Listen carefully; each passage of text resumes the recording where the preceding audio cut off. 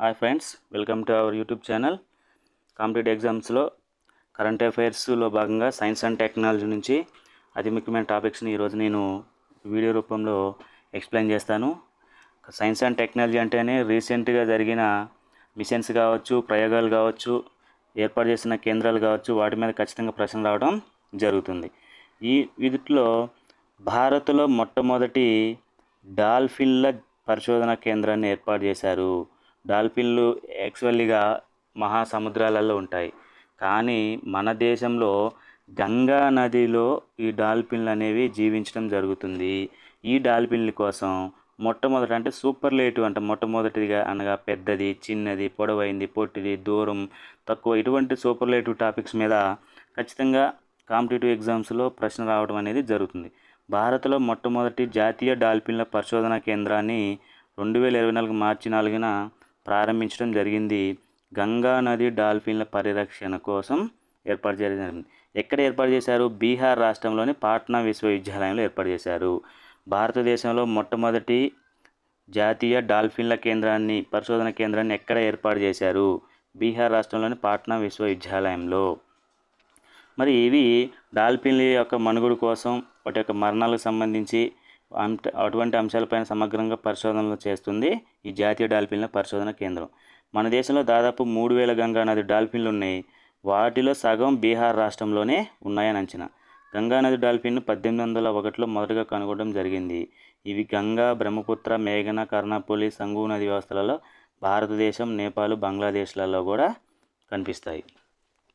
ఇంకా ఈ మధ్యకాలంలో చేసిన అధ్యయనాల ద్వారా మరి ఘాగ్రా, కోసి, గండకు, చంబల్, రూప్నారాయణ, యమునా నదులు వాటి యొక్క ఉపనదులలో కూడా కనిపిస్తున్నాయని వెల్లడైంది. గంగా నది డాల్ఫిన్ ఇది మన దేశంలో జాతీయ జల జంతువు. ఇంపార్టెంట్, మన దేశ జాతీయ జంతువు ఏంటి?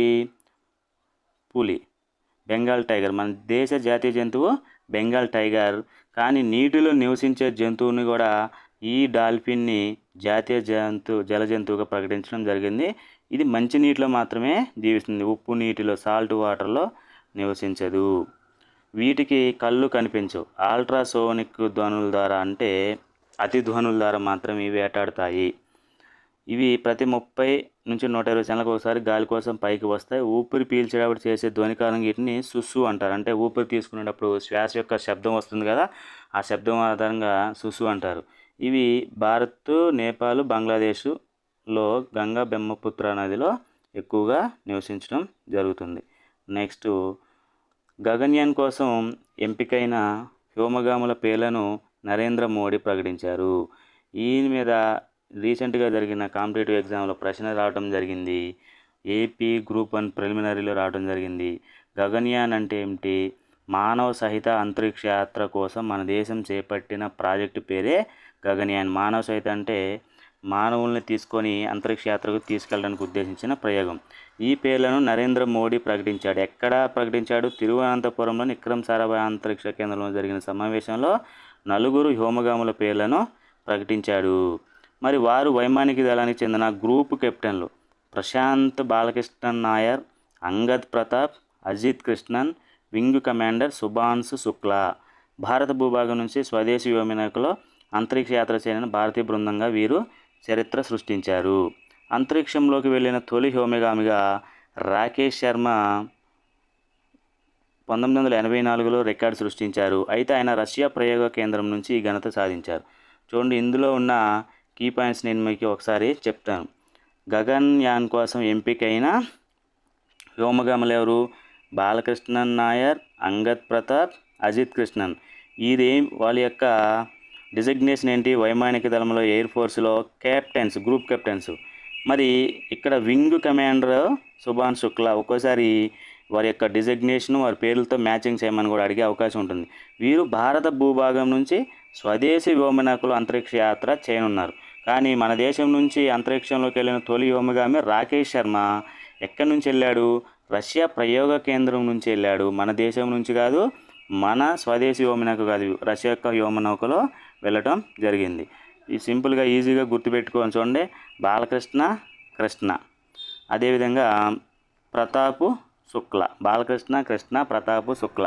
ఈ విధంగా వాళ్ళ పేర్లను మనం ఒక రైమింగ్ వర్డ్స్ ద్వారా మనం గుర్తించవచ్చు. 2005 X296 అనే గ్రహ శకలానికి ఆచార్య జయంతి మూర్తి పేరు పెట్టారు. జనరల్గా గ్రహాలకు శాస్త్రవేత్తల పేర్లు పెట్టడం సహజం. మరి ఇది ఈ మధ్యకాలంలో పెట్టారు కాబట్టి ఇది ఒకవేళ ఎగ్జామ్లో వచ్చే అవకాశం ఉంది. ఆచార్య జయంతి మూర్తి బెంగళూరు చెందిన భారతీయ ఖగోళ భౌతిక శాస్త్ర సంస్థ విశ్రాంత ఆచార్య జయంతి మూర్తికి అరుదైన ఘనత దక్కింది. అమెరికాలోని అరిజోనాలోని కిట్ పీక్ నేషనల్ అబ్జర్వేటరీ శాస్త్రవేత్త ఎండబ్ల్యూ భూయి కనుగొన్న 2005 X296 గ్రహశాలానికి ఆచార్య జయంతి మూర్తి పేరు పెట్టడం జరిగింది. దీనికి 215884 జయంతి మూర్తిగా నామకరణం చేశారు.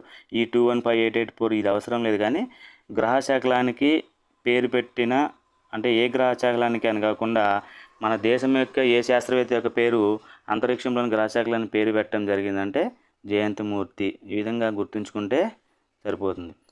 నెక్స్ట్, ప్రపంచంలోని మొట్టమొదటి ఏఐ సాఫ్ట్వేర్ ఇంజనీర్ డెవిన్. ఈ మధ్యకాలంలో రెవల్యూషన్ తీసుకొచ్చిన software technology AI artificial intelligence. ఈ ఆర్టిఫిషియల్ ఇంటెలిజెన్స్ మానవులు చేయలేని పనులను కూడా 70 నుంచి 80% ఖచ్చితత్వం ఈ పనులు చేస్తున్నాయి. మరి మొట్టమొదటి ఏఐ సాఫ్ట్వేర్ ఇంజనీర్ డెవిన్ పేరు. అమెరికా చెందిన ఏ సంస్థ? కాగ్నిషన్ కంపెనీ తయారు చేసింది డెవిన్. ఏ సంస్థ తయారు చేసింది, దాని పేరేంటి, అది ఇంపార్టెంట్. అలా చదివితే సరిపోతుంది. నెక్స్ట్, అంతరిక్షంలో అత్యధిక కాలం గడిపిన వ్యక్తిగా ఒలెగ్ కొనోనెంకో రికార్డ్. Oleg కొనోనెంకో Russia కాస్మోనాటు కొనోనెంకో. ఇలా గుర్తుంచుకోండి, కాస్మోనాటు కొనోనెంకో అంటే అంతరిక్షంలోకి ప్రయాణం చేసే వ్యోమగాములని అమెరికా వాళ్ళైతే ఆస్ట్రోనాట్స్ అంటాం, రష్యా వాళ్ళైతే కాస్మోనాట్స్ అని పిలుస్తారు. ఈ రష్యా కాస్మోనాట్ ఒలెగ్ కొనోనెంకో అంతరిక్షంలో అత్యధిక కాలం గడిపిన వ్యక్తిగా రికార్డు సృష్టించారు. ఇప్పటివరకు 5 సార్లు అంతరిక్షంలోకి వెళ్ళాడు. 878 రోజుల 12 గంటల పాటు అంతరిక్షంలో ఉన్నాడు.